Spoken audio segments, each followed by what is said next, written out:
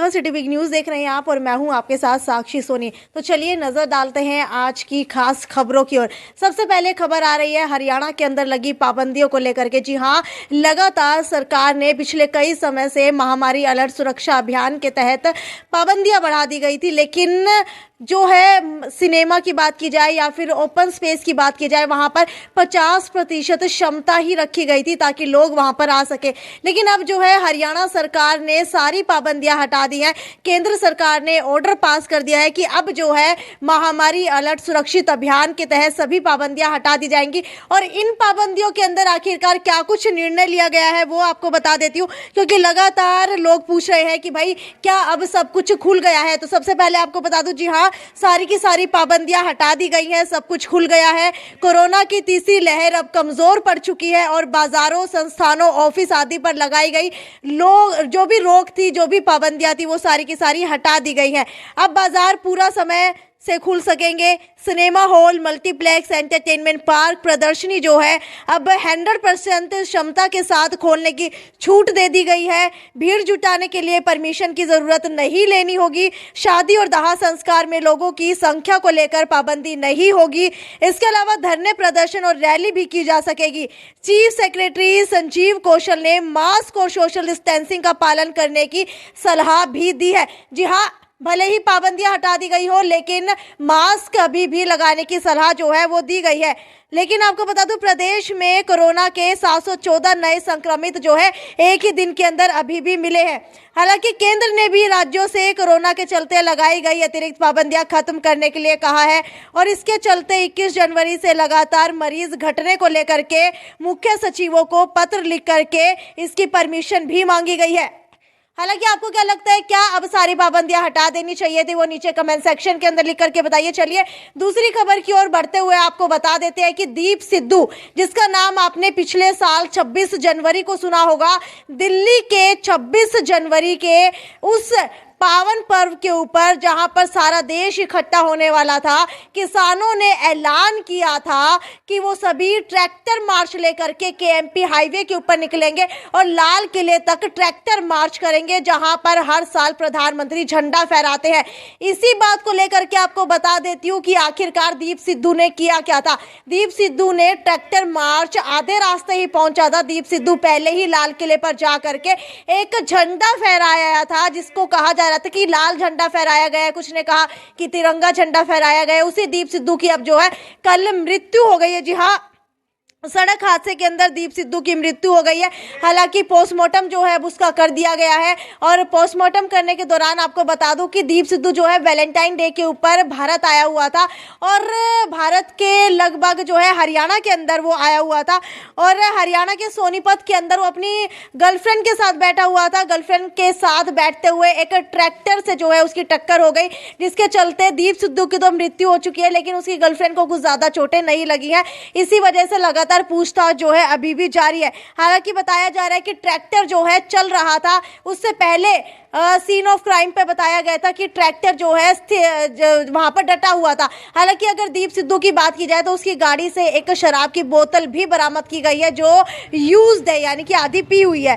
इसके अलावा अगली खबर की ओर बढ़ते हुए आपको बता दूं कि हरियाणा के छात्र जो यूक्रेन के अंदर रह रहे हैं, उनकी जान के ऊपर खतरा मंडरा रहा है, क्योंकि यूक्रेन के अंदर लगातार वर्ल्ड वॉर होने की संभावना जो है जता दी गई। जहां यूक्रेन में युद्ध की आशंका के चलते वहां पढ़ रहे हरियाणा के छात्र जो है लगातार पेशो पेश में है कि अब यूक्रेन के अंदर रहे या ना रहे, क्योंकि हरियाणा के छात्रों का कहना है कि अगर वो हरियाणा वापस लौटते हैं तो उनका शैक्षणिक सत्र जो है वो कहीं ना कहीं खत्म हो जाएगा, उनकी पढ़ाई जो है खत्म हो जाएगी। उसी के चलते हरियाणा आने के लिए जो है जो फ्लाइट का खर्चा है भारत आने के लिए वो भी कुछ ज्यादा है, जिसकी वजह से उनके पास इतने पैसे भी नहीं बचे हैं कि वो अब भारत आ सके।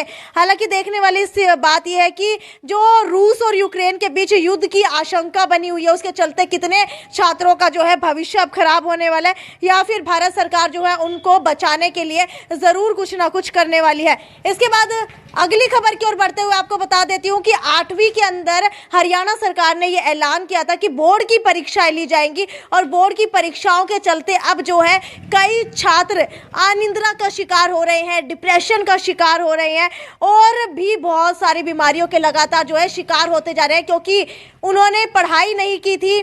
ऑनलाइन जो भी क्लासेस थी उनको जो है कहीं ना कहीं सक्रिय रूप के अंदर उन्होंने अटेंड नहीं किया था, या फिर अगर बात करें क्लासेस की तो उन्होंने जो है ध्यानपूर्वक क्लासेस के अंदर ध्यान भी नहीं लगाया था, ना ही उनको जो है अटेंड किया था, जिसकी वजह से अब 8वीं के अंदर बोर्ड की परीक्षाएं कराने को लेकर के विद्यार्थियों के अंदर डर बना हुआ है कि आखिरकार होगा तो क्या होगा, क्योंकि पढ़ाई उन्होंने की नहीं है। अगर बोर्ड के एग्जाम होते हैं तो भाई अब जो है पेपर बाहर चेक होंगे तो कहीं वो फेल ना हो जाए। इसी को लेकर के सभी के सभी पेरेंट्स जो हैं आरोप लगा रहे हैं कि ये जो बोर्ड के एग्जाम होने चाहिए वो नहीं होने चाहिए, और कुछ जो प्राइवेट स्कूल्स है वो भी लगातार इसके खिलाफ है और बोर्ड परीक्षा के विरोध के अंदर प्राइवेट स्कूल उतर आए हैं, क्योंकि उनका आरोप है कि बोर्ड जो है 5,000 रुपये हर बच्चे से वसूल रहा है, जिसकी वजह से कहीं ना कहीं बच्चे जो है बोर्ड के एग्जाम नहीं दे पा रहे हैं, उनके माता पिता कमाई नहीं कर पाए और कई बच्चे जो है अब बोर्ड के एग्जाम देने से भी पीछे हट रहे हैं,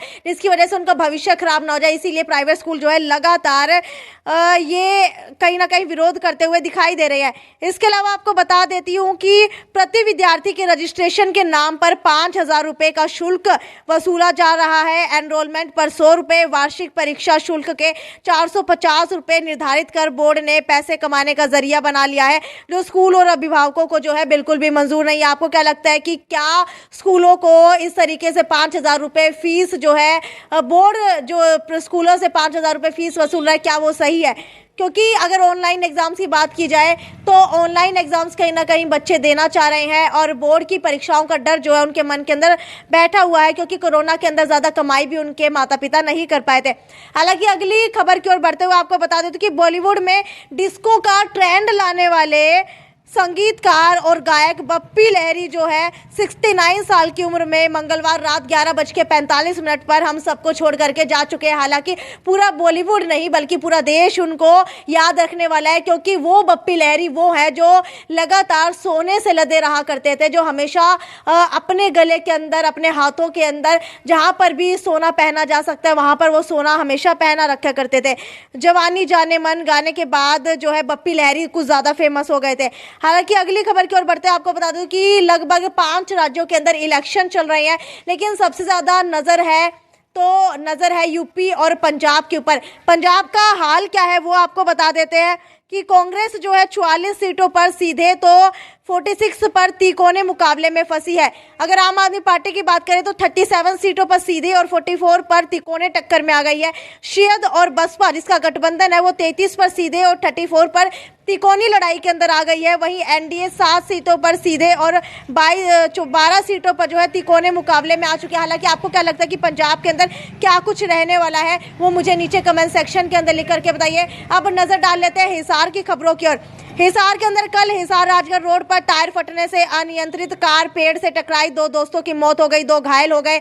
इसके अलावा आपको बता देती हूँ कि और क्या क्या खबरें हैं। कैमरी रोड आरओबी वर्क के लिए जो है रूट डाइवर्ट कर दिया गया है। मशीनों से पिलर के पास लाए गए 2 गार्डर आज किए जाएंगे लॉन्च। और ये खबरें जो है यहीं तक थी। रोज सुबह इसी तरीके से खबरों का सिलसिला बरकरार रहेगा। तब तक ज्यादा से ज्यादा शेयर करते रहिए। नमस्कार।